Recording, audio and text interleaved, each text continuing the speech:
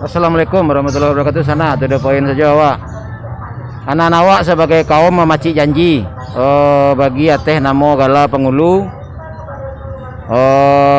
nan si pangulu datuk menganggam bituah. Cuman realitanya gini kok, janji awak pacik itu lah hilang laleh. Nan sumpah nan diganggam pangulu kok lah. Alah bacando bak jadi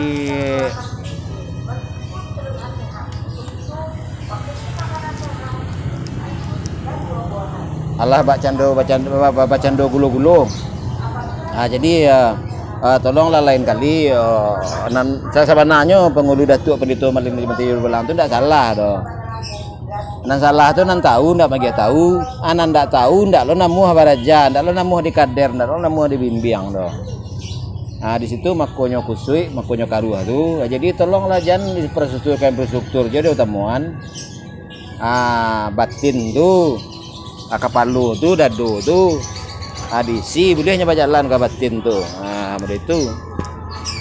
Jadi enam tabiat binatang tu ada dewa.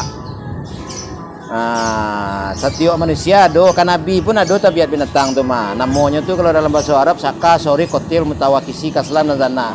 Cie aja tabiat itu tu menjadi tabiat atau takarajun tu jadi binatang tu. Maka orang gaya dulu tu kalau ada cie supaya binatang juga cie oi binatang. Begitu jadi janganlah banyak-banyak gaya aja kalau gaya-gaya angku-angku sorang-sorang lai.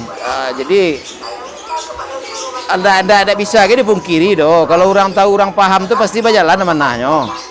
Ndak ada baku pangku doh, modera lumpuh nan dipangku lumpuh, nan memangku pun lumpuh loh. Jadi jangan jo lai dikukuhkan pengulu tuh jo siku kabau. Asarahan ka kambo nan lahan menjabat kini atau nan ka menjabat. Dia biar buka der dulu, kalau ndak koordinasi lah di lapangan. Boleh di kader, boleh di sadaran. Iko karuang bau-bau ilia mudia. Isi karuang tak tahu. Isi karuang tu bekal menjalankan mana tu mah. Boleh tahu isi gunonya isi karuang tu cie-cie. Tak usah lah nak gaya tu berceramah bawa ketubah. Jolai mau dia makati nyi ayu sepati itu serah lah. Aku Bu Yazul Hamdi itu sialo tuntas sialo nama nagakkan sekolah BSSBK.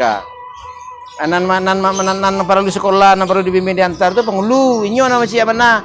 Anang kaum ko inyo mana di mabatanyo ka pengulu. Indah anak-anak di sekolah anak-anak tu anak jaleh nya tu doh. Nama tanggung jawab tu pengulu negeri sekolahan. Itu menipu demo tu anak cucu kemenakan kami. Atau bukan lulus yang sekolah BSSBK tu ba kata gak. Ba ka berjalan na BSSBK tu. Nang gaya-gaya aja batete ya. Ada usah lah banyak-banyak alasan, banyak-banyak gadile kayak